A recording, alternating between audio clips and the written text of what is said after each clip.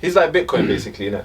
He's down at the moment. Do you know what I mean? No one wants to invest. So these kind of guys, where they don't have that smell for a goal, I have a problem with it. Yeah. But due to where we're moving to with these scoring wingers, strikers now have to be someone who can create for these wingers as much as their burden is to score on the pitch. We've got a question for the audience. Oh, go on then.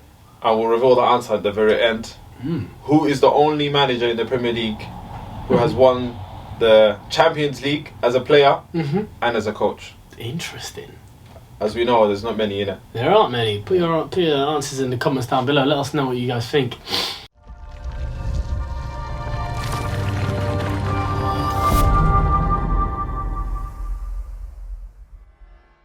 So, today we'll be discussing our opinions on what we believe are the most overrated and underrated players in world football. I must highlight, this is subjective. Of course, it's just the people's opinion, guys. Yeah. You don't need to slate us for it. Yeah. You know what I mean? Not just because I say it's a fact. Usually everything else I say is a fact. But in this case, it's opinion based. So, you know what I'm saying? Go on, AV, you got something for us? I think for me, a player who the fans overrate at Chelsea is Mason Mount. They overrate him. They overrate him. I think there's a player there. But for me, some fans go on like... He gives this. I've heard him be called generational talent. Yeah, I've heard that before. I've heard him called world class before. Yeah, those sort of things. And for me, I just think he's a good player. With a very good understanding of football. Yeah. Who still needs to improve. Needs to go a long way. Before you know what I mean. Before we can start considering him as a, you know, that level. Titles that he's been given. Do you know what I mean? Do you not think the climate has changed on Mason Mount now? I feel like the wave now is there's a lot of Chelsea fans who are critiquing him now. Who've over the last 2 years, because of his poor performances, he might have had good stats over some of those seasons, but realistically over the last 2 seasons, 18 to 24 months, he's not been performing well. But he's been obviously playing a part in a team that maybe you could argue is out of position, playing wide under Tuchel for a while. He's like Bitcoin basically, innit? He's down at the moment. Do you know what I mean? No one wants to invest. But if we're talking today, does that mean that he's overrated still? Because if we're talking that this is a he's going through a patch. Do you know what I mean? He's going through a patch. He's still, for me, there's a good player in there. No, 100%. Do you know what I mean? And 100%. If you give him if you put him in a good team and you play him in the right position, then you will see his true potential. Come out, but with Chelsea, they've changed managers, changed systems. It's a fluctuating. And he's still like Bitcoin too. Yeah. He's probably playing football yet for Juventus. They actually showed like clips of him playing for Juve, but I felt like I was watching Paul Pogba from that was the first before Man United. Yeah. So, and like, or is he still dancing? He's dancing somewhere. Bro, his dribbling is very strong. No, of course. And that's something like, you know, his box to box playing ability is something that we didn't see a lot of at Man United. Yeah, because you're playing in the Premier League. You know, it's not as easy to run through people. It's not. But at the same time, I don't think he got that opportunity with that freedom. Because if you think about it, I can't remember his like earlier time at Man United, but it was beautiful when he got the dribbles right. Yeah, 2 or 3 guys. He's got the long strides. Yeah. And I feel I saw those movements as well. I'm not being unfair. I saw these good movements as well. But the problem is, if you are a midfielder and you realise that you're playing out of position in a deeper position, and you continuously decide to dribble as if you're playing in the left half space, which is where he operates in the best, where he's a defensive midfielder behind him to clean up if necessary. If you're doing that when you're playing in a double pivot right outside your area, then there's a naivety that has to be questioned. So we look at his club career overall, it's not really, it's wanting more. You'd think during the 6 years where he was at Man United, where he's going into the prime of his career, you'd think he'd knuckle down and then go and succeed and bring that better, you know what I'm saying, improve that club. He didn't look like he improved the club. He was our best player, but he didn't look like he improved the club. And sometimes it's hard to ask for that. But if we look at lower level clubs, when you see there's a best player there, that best player shows he's the best player regularly. Yeah. Like every time they step on the pitch, it's like, it's him. That's the best player right there. And we did see that in glimpses on Paul Pogba, and we saw it in like patches, in bursts. And then you could almost bank on the fact that after that burst was over, he'd go for a barren run. And unfortunately, it happened too often. Injuries played a part, unfortunately, which are not obviously out of his control. Manager change, the club being in flux. But overall, I think he would even admit himself he could have done a lot better at Man United. So for you, you're not saying he's overrated because you question his quality. No, his qualities. You're saying he's overrated because he didn't achieve as much as he should have. People have this idea of Paul Pogba. They have an idea of Paul Pogba, and that idea it's not like that idea didn't exist. It existed. We saw it at times, but that idea is the player that they put next to Kevin De Bruyne. You see what I'm saying? Yeah. And they put in conversations with players who have week in, week out proved this is my quality, and I'm going to show you again and again and again and again. I'm the best player in my team, and I'm going to show you again and again and again and again. And you know, like I said, United have a lot to blame. I don't want to let that to be forgotten. United have a lot of blame to shoulder for this whole Paul Pogba situation. But if I'm being honest, and I think if he was being honest, he'd be harsh with himself and be factual in that his time at Man United was overall a failure, and he's still put in certain conversations with certain players. Yeah. Next one from me, even shocked me. You know what I mean? The player shocked you that you thought about. I was like, nah, I can't say that. Vinicius. I've come to a new, kind of way of thinking.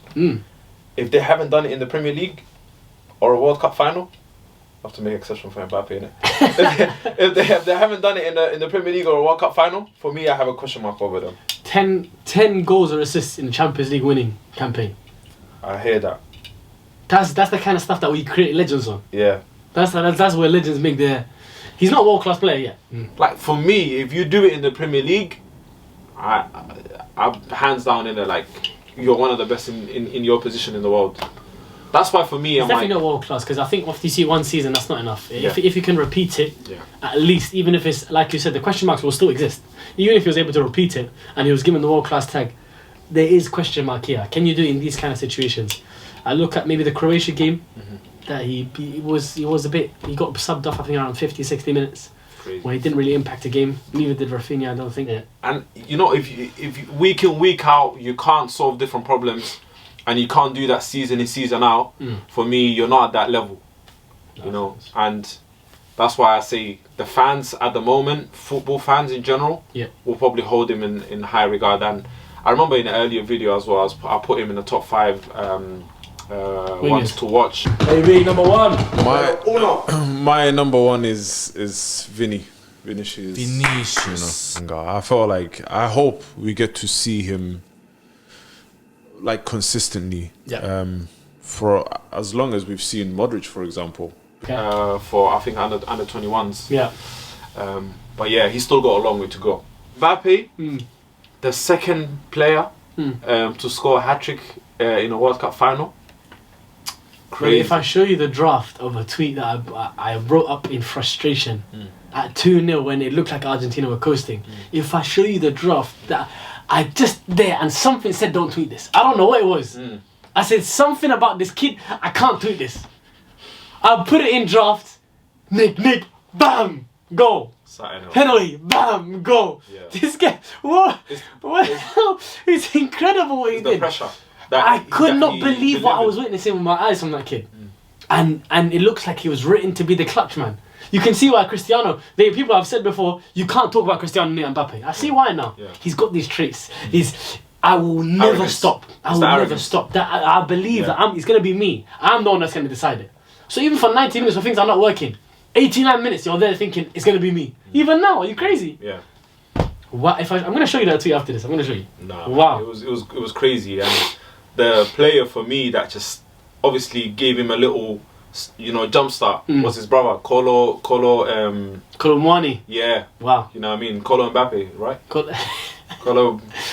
No, I thought they were brothers. They're not brothers. No, they're not brothers. Oh, snap. Yeah, I his brother's the guy that's in the stand. They were trying to say he's the next Mbappe. I thought they were related or something. Kolo Muani. He started him up. And them two playing up top, it was electric. Because he played the 1-2 with him, no? Yeah, I remember. Yeah, that was the header back. Yeah, the back to yeah. But anyway, Mbappe playing in under pressure in a World Cup final, being the main man for his team. Yep. I still need him to leave France, though. No. Listen. I still need him to leave France. He still needs to come to the Premier League. Do you know what I mean? Yeah. For me, Champions League, you're playing against high quality teams. For sure. And you're gonna have space to run in behind. You're not gonna have. For me, Premier League is your top. The test, the main test that you need to, pass. But who's your next? My second overrated player. This is someone that United's been linked to a lot. He's a striker that obviously not. We've got Weghorst now in. Oh, so it's not Weghorst. It's not Weghorst. Nah, we talk about Weghorst. That's my guy, bro. My heart dropped. That's Anthony. So Gakpo. No, he's gone to Liverpool, brother. Yeah. Victor Osimhen, brother. Okay. Mr. Prince Salad. Hey. He's been telling us all about Victor Osimhen this, Victor Osimhen that. Brother, I've watched him in some Champions League games now. Rank him to like he's the type of striker I hate, brother. Okay. He's the type of striker I hate, brother. I had Lukaku at my club already, brother. I'm watching this guy. You're putting him on par. Let's make it clear. You're putting him on par with Lukaku. 100%. Okay. Brother, the guy has a good strike of the ball. I'm sure he can score goals in any team. No problem. He could even score goals at United. But these kind of players who, I don't mind you not being involved in build-up. When you are a detriment to your team technically, that is an issue for me. And I'm not saying he can't do the rare chest touch flip. It can happen. I'm seeing technically. I look at you. So what's your thoughts on Haaland then? My thoughts on him is there's a system. I actually think he's actually a bit detrimental to City, but because, like I said, he's a goal getter of a different proportion to Osimhen. He's operating at a level that only he's operating at. He's a detriment to his team technically. I have that same issue with him, but because his goals are so astounding, and the team is still playing a certain way, there's a bit more leeway with Haaland in my opinion. But with Osimhen being linked to Manchester United, I don't want us to go that route. Do you see what I'm saying? If we're going to go the route of a striker, I'm looking more at the Harry Kane mode, the Ivan Toney mode. Someone who is able... A creator as well as a goal scorer. Who has something... Who can improve the players around him. This is what I'm looking for. Yeah. Improve the players around you in the mould of a Gabriel Jesus, in the mould of a Anthony Martial. Again, yesterday in spurts. Eddie, of course, 100% is someone involved in as well. 100%, brother. Your defense is in trouble when Ketia's in the room. Your defense is in trouble when Ketia's in the room. Your defense is in trouble when Ketia's in the room. My guy, Eddie, man. He's balling out as well. These kind of strikers, I need someone who's involved in the play. Victor Osimhen, I'm seeing us linked with him, brother.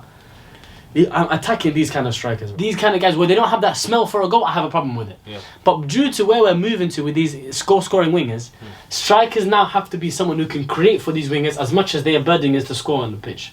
Right. That is what a modern day number 9 is looking like to me. Therefore, if you are a number 9 in the mould of the Lukakus and the mould of the Osimhens, then I have an issue with you. But I don't have an issue with the likes of the Vlahovic, for example. This guy who's a big build striker. I don't have an issue with how tall you are. It's not about how big you are. It's about your play on the pitch. Are you someone who can involve players around you? And that is very, very essential for me to, make you play a certain brand of football. One player that's underrated before we end this video. For me, shall I start? Yeah, go ahead. Odegaard, man. Odegaard. Makes me smile, man.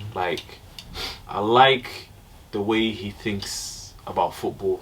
The images that he sees when he has the ball, like passes, like I really like him. I think obviously everyone's starting to realise now how good he is. Yeah.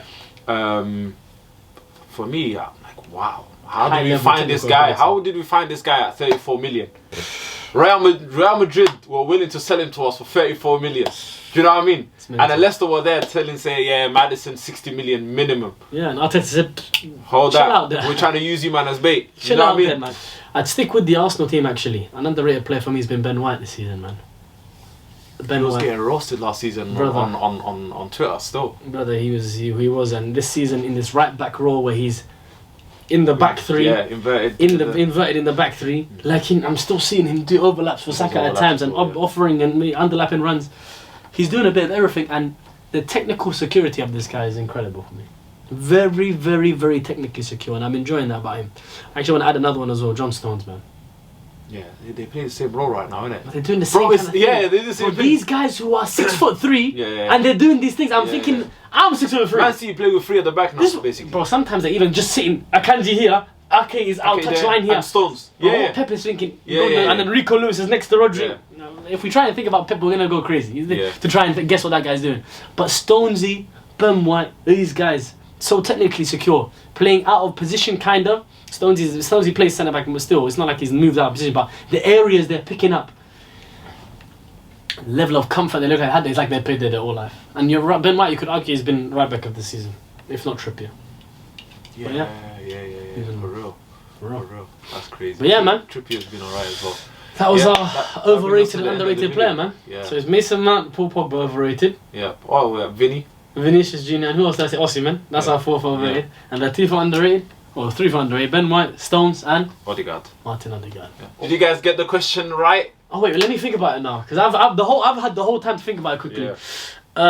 Pep didn't win the Champions League as a player, did he?